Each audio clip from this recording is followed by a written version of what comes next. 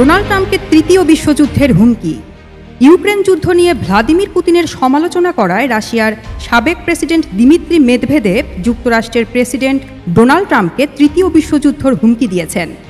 Washington থেকে বার্তা সংস্থা এএফপি জানিয়েছে, যুক্তরাষ্ট্র মেদভেদেভের এই মন্তব্যকে বেপরোয়া বলে আখ্যায়িত করেছে। তবে দুই পরাশক্তির মধ্যে বাকযুদ্ধ আরও চড়া হয়ে উঠলেও প্রকাশ্য এই সংঘাতের মধ্যেও কূটনৈতিক যোগাযোগ চলছে বলে ইঙ্গিত মিলেছে।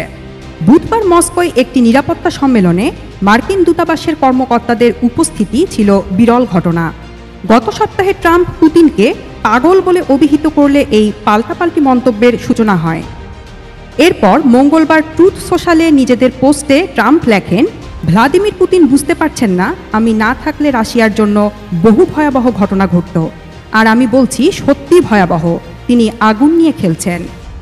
মেদভেদেভ 2008 থেকে 2012 সাল পর্যন্ত রাশিয়ার প্রেসিডেন্ট ছিলেন এবং বর্তমানে শীর্ষ নিরাপত্তা কর্মকর্তা।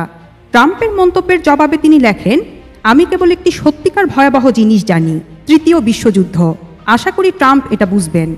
এরপর ট্রাম্পের ইউক্রেন বিষয়ক বিশেষ দূত কিথ কেলক এই বিতণ্ডায় যুক্ত হয়ে এক্সে লেখেন, মেদভেদেভের পক্ষ থেকে তৃতীয় বিশ্বযুদ্ধের ভয় দেখানো দুর্ভাগ্যজনক ও বেপরোয়া মন্তব্য এবং এটি একটি পরাশক্তির জন্য অনুচিত।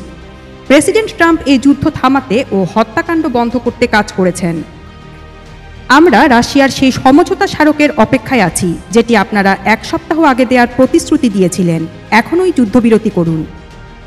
এদিকে মার্কিন দূতাবাসের দুই কর্মকর্তা, রাজনৈতিক ও অর্থনৈতিক বিষয়ক উপদেষ্টা এরিক জর্ডান ও দ্বিতীয় সচিব জেরেমি ভ্যান্তোসোর মস্কোয় একটি আন্তর্জাতিক নিরাপত্তা সম্মেলনে উপস্থিত ছিলেন। 2022 সালে পুতিনের ইউক্রেনে পূর্ণমাত্রার আগ্রাসনের পর এই প্রথম কোনো মার্কিন প্রতিনিধি এমন কোনো ফোরামে যোগ দিয়েছেন।